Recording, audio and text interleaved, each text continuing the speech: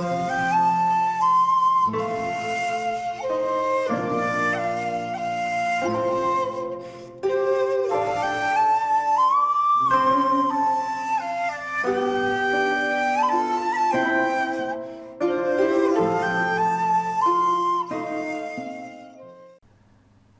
there, this is Solitary Ronin from Solitary Ronin Films, and welcome to our random review. Today's random review comes from 2021. Again, I've watched another film from 2021. What on earth is going on with this channel? And it's from Korea, and it's called The Midnight, with a very creepy slipcover. But it's one of those smooth, shiny slipcovers. Even if you don't like the film, you can use the slipcover as a comfort blanket. This is a Eureka release, fairly recent.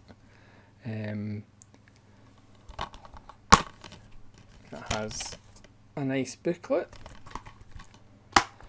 and there is lots of good extras in this one. There's a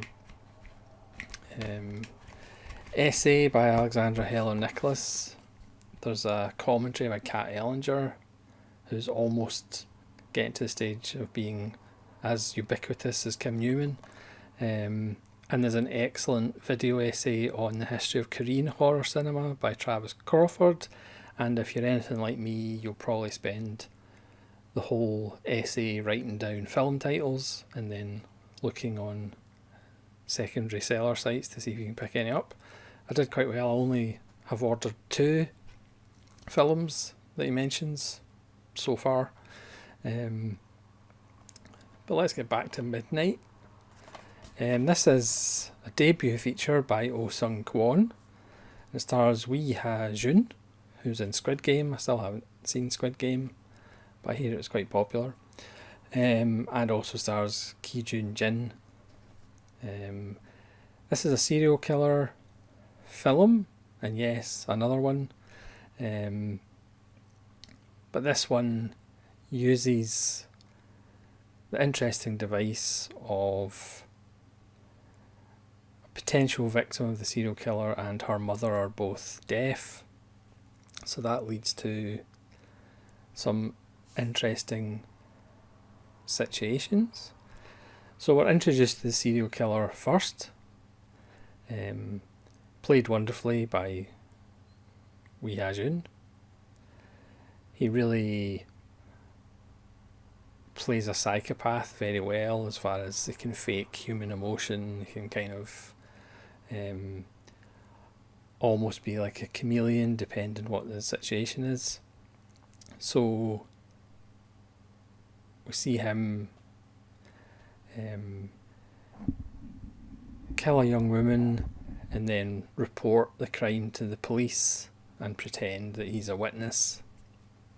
And then we're introduced to a woman who works in customer service, who is deaf. So she's there to deal with deaf customers. And then on a night out,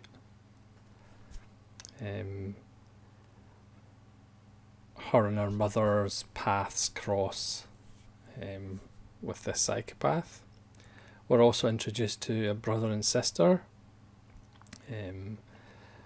The brother is kind of always looking out for her sister, and there's some good fun stuff with him not letting his sister out, depending on the clothes she's wearing, if she's going on a blind date. Because the parents have passed on, he's kind of the guardian for her. Because there's these killings about, he wants her home early.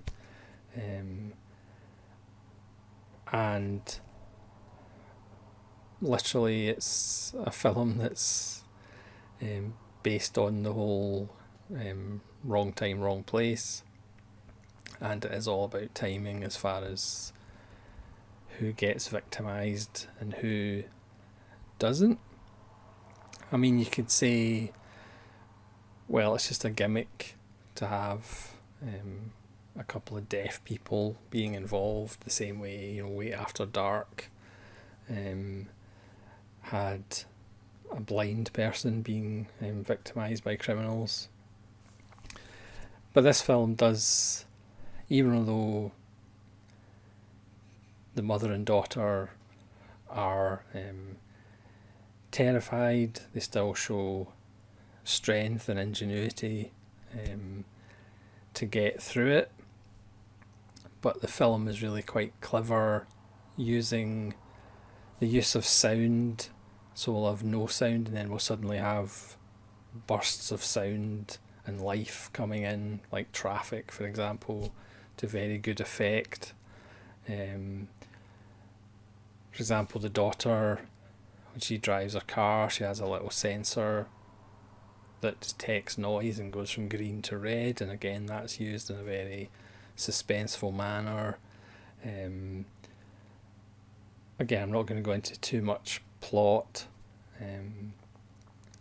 but their house is rigged up with lights that detect sound, that go on when sound, and there's all little devices, and again that's used to great effect, because there is a couple of or quite a few oh shit moments, and again, because we're introduced to these characters and the relationship between the mother and daughter, the relationship of the other family between the brother and sister, we are hooked into those characters, and we obviously don't want bad things to happen to them. I mean, obviously, my problem with Korean cinema is the fact I haven't actually seen a bad Korean film yet. But again, bad Korean films probably aren't going to be released on physical media in the UK or the US. It's only going to be films of a certain standard that are actually going to be released. But even when films are generic, and they're cop films or gangster films or serial killer films, they're usually done to such a high standard. The acting in this is fantastic. It's shot brilliantly. It is a bit dark. I don't mean the subject matter. Pretty much all of it occurs at night. They do get around some of the plot things because it's a neighbourhood that is actually going to be demolished, so families are moving out, so it's a bit quieter, because you do kind of go, I thought Korea was, I thought it was quite a busy country, but it's because families have moved out, so the neighbourhood is a bit quieter, so it gets around that quite nicely. There's also nice moments like the women trigger a police alarm, so the lights go on in a street corner, but of course it's built for talking into the mic, talking to officers, which obviously causes a problem. There's lots of nice stuff with, there's lots of stuff with the psychopath again being able to kind of change emotional states, take on different personas, which helps him get closer to the two women. There's some wonderful, difficult choices characters have to make. The three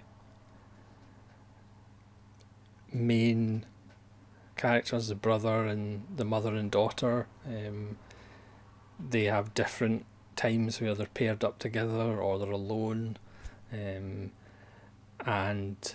there are some difficult choices that have to be made as the psychopath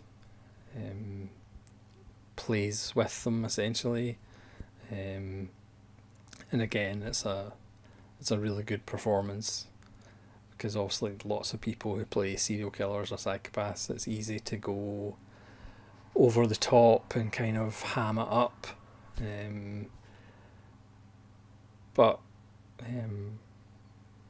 Wee Ha-jun, or Wai Ha-jun, I won't be pronouncing his name correctly, and apologies, he does a really good job of playing it as straight as possible. without like chewing scenery or anything like that. That's kind of what you expect from a Korean film. You don't really see performances that are like way off. And again, it's a really good release by Eureka. It's kind of unusual, obviously, as a debut film, but I think it must have done fairly good business to actually get a Eureka release. And like I say, Kat Ellinger commentary, really good visual essay by Travis Crawford. And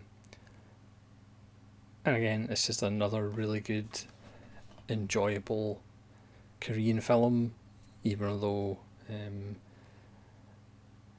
it is a kind of generic subject matter. Another thing I would say is everybody gets their cardio in. There is a lot of running in the film, so it's good to see that they stayed fit.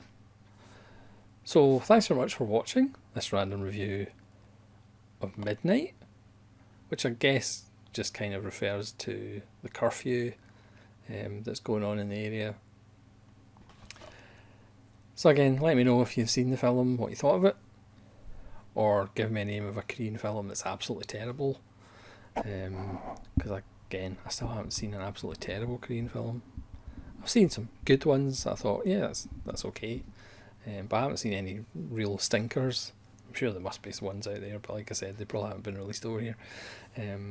So thanks very much for watching. I appreciate it, and I shall say farewell.